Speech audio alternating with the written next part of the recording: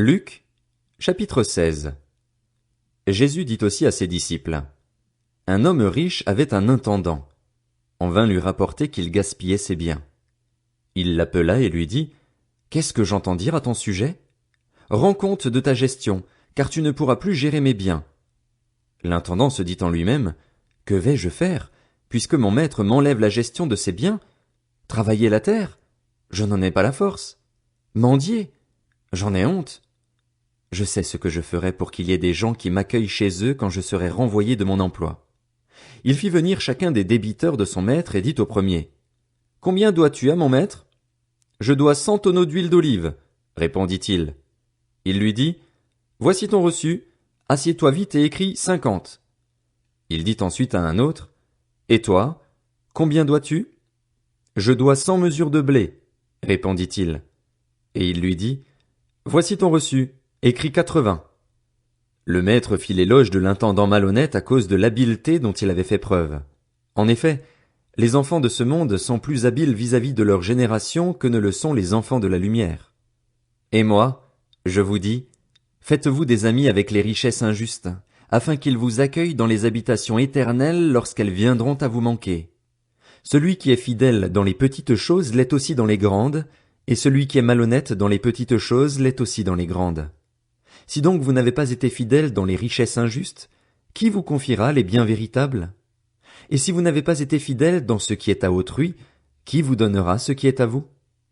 Aucun serviteur ne peut servir deux maîtres, car ou il détestera le premier et aimera le second, ou il s'attachera au premier et méprisera le second. Vous ne pouvez pas servir Dieu et l'argent. En entendant tout cela, les pharisiens qui aimaient l'argent se moquaient de lui. Jésus leur dit: Vous cherchez à paraître juste devant les hommes, mais Dieu connaît votre cœur. De fait, ce qui est très estimé parmi les hommes est abominable devant Dieu. La loi et les prophètes ont subsisté jusqu'à Jean. Depuis lors, la bonne nouvelle du royaume de Dieu est annoncée et chacun cherche avec force à y entrer. Le ciel et la terre disparaîtront plus facilement que ne tombera un seul trait de lettre de la loi. Tout homme qui renvoie sa femme et en épouse une autre commet un adultère, et tout homme qui épouse une femme divorcée de son mari commet un adultère. Il y avait un homme riche, qui s'habillait de pourpre et de fin lin et qui chaque jour menait joyeuse et brillante vie. Un pauvre du nom de Lazare était couché devant son portail, couvert d'ulcères. Il aurait bien voulu se rassasier des miettes qui tombaient de la table du riche, cependant même les chiens venaient lécher ses ulcères. Le pauvre mourut et fut porté par les anges auprès d'Abraham. Le riche mourut aussi et fut enterré. Dans le séjour des morts, en proie à une grande souffrance, il leva les yeux et vit de loin Abraham, avec Lazare à ses côtés. Il s'écria: Père Abraham, aie pitié de moi et envoie Lazare pour qu'il trempe le bout de son doigt dans l'eau afin de me rafraîchir la langue, car je souffre cruellement dans cette flamme.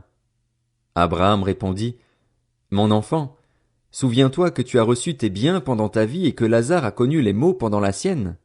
Maintenant, il est consolé ici et toi, tu souffres.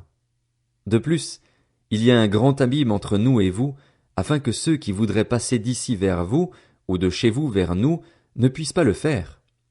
Le riche dit: Je te prie alors, Père, d'envoyer Lazare chez mon père, car j'ai 5 frères. C'est pour qu'ils les avertissent, afin qu'ils n'aboutissent pas, eux aussi, dans ce lieu de souffrance. Abraham lui répondit: Ils ont Moïse et les prophètes, qu'ils les écoutent. Le riche dit: Non, Père Abraham, mais si quelqu'un vient de chez les morts vers eux, ils changeront d'attitude. Abraham lui dit alors: S'ils n'écoutent pas Moïse et les prophètes, ils ne se laisseront pas persuader, même si quelqu'un ressuscite.